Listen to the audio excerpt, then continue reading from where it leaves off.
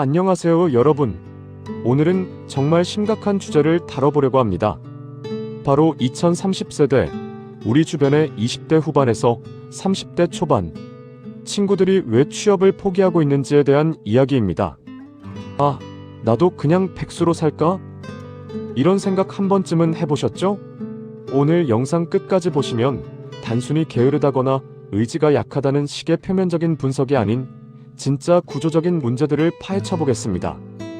본론 1 숫자로 보는 현실. 먼저 현실을 직시해 봅시다. 통계청 자료에 따르면 2024년 기준 20대 후반 고용률이 지속적으로 하락하고 있습니다. 특히 대졸자들의 체감 실업률은 공식 발표보다 훨씬 높아요. 더 충격적인 건 니트족 비율입니다.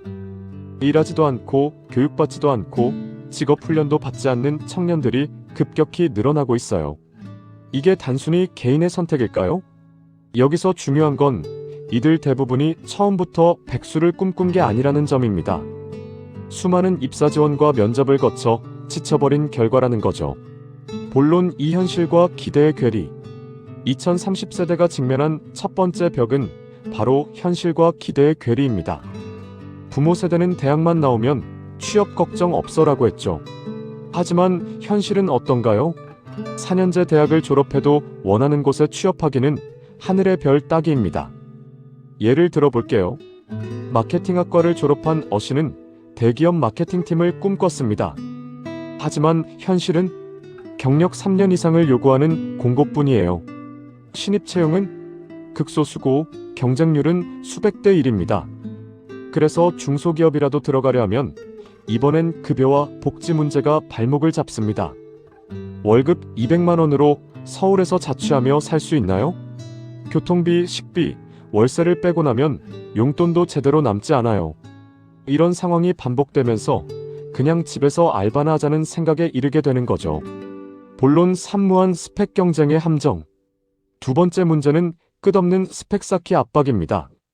토익 900점은 기본이고 토스, 오픽, 커말, 한자급수, 봉사활동, 인턴 경험, 공모전 수상. 언제까지 이런 걸 준비해야 할까요? 더 황당한 건 이 모든 스펙을 갖춰도 경험이 부족하다는 이유로 떨어진다는 점입니다.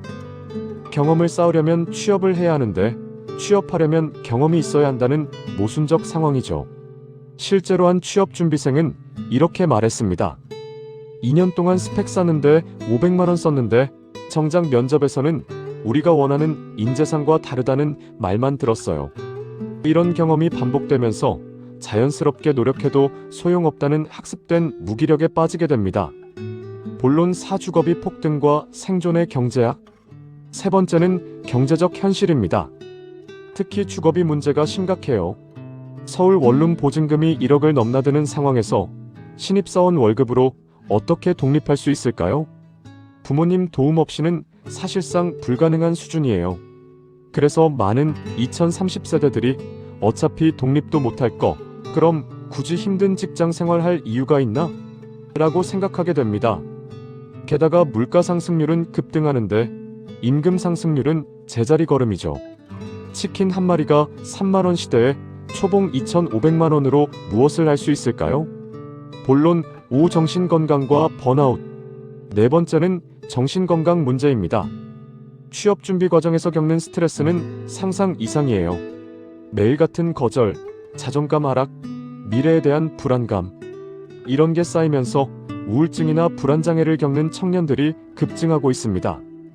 면접에서 또 떨어졌어라는 말을 몇 번이나 들어야 할까요? 어떤 청년은 100군데 넘게 지원했지만 최종 합격은 0개였다고 해요. 이런 상황에서 잠깐 쉬어가자는 마음으로 취업 준비를 중단하게 되고 그 기간이 길어지면서 다시 시작하기가 더욱 어려워지는 악순환에 빠지게 됩니다. 특히 SNS에서 동기들의 화려한 근무 인증샷을 보면서 느끼는 상대적 박탈감은 정말 견디기 힘들어요. 본론 7 새로운 생존 전략들. 그렇다면 이들은 어떻게 살아가고 있을까요? 첫째, 긱 이코노미 활용입니다. 배달, 대리운전, 프리랜서 등 단기 일자리로 생계를 유지해요. 정규직보다 자유롭고 때로는 수입도 더 괜찮거든요. 둘째, 부모님과의 공생관계입니다.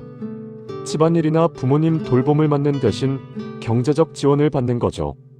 이게 꼭 나쁜 건 아니에요. 가족 단위로 보면 효율적일 수 있거든요. 셋째, 최소한의 소비 생활입니다. 꼭 필요한 것만 사고 집에서 시간을 보내며 지출을 최소화해요. 넷플릭스와 게임만 있으면 충분하다는 식이죠. 넷째, 새로운 가치관의 등장입니다. 성공의 기준을 돈이나 지위가 아닌 개인의 행복과 자유로 바꾸는 거예요. 본론 8 사회 시스템의 한계. 이 모든 문제의 근본 원인은 무엇일까요? 우선 교육 시스템에 문제가 있어요. 여전히 20세기 산업사회에 맞춰진 교육을 하고 있으면서 21세기 일자리 현실과는 동떨어져 있죠.